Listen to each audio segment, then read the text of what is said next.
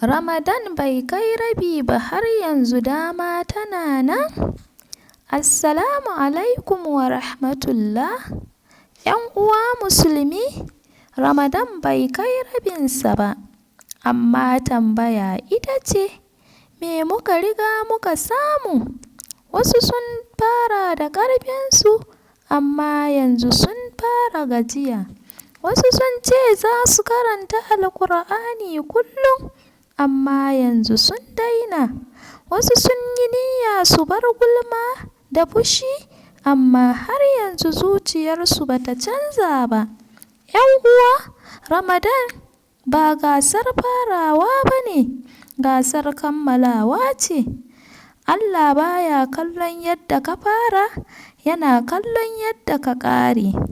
Idan ka yi sakaci kwanakin da suka wuce, ka gyara daga yau. Idan baka karanta Alƙur'ani ba, ka fara daga yau ko da aya ɗaya ce.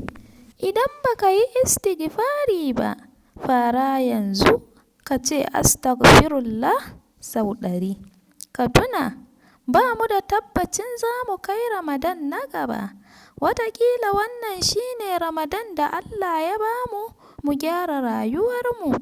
Ramadan makaranta ce, kada mu fita daga cikinta ba tare da mun canza ba.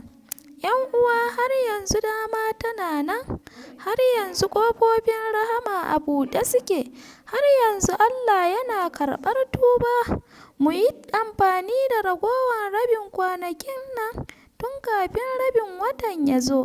Allah ya sa mu gama Ramadan cikin aminci da gafara, amin. Idan wannan tunatarwar ta amfane ka, ka yi subscribe domin samun ƙarin wa'azi masu amfani.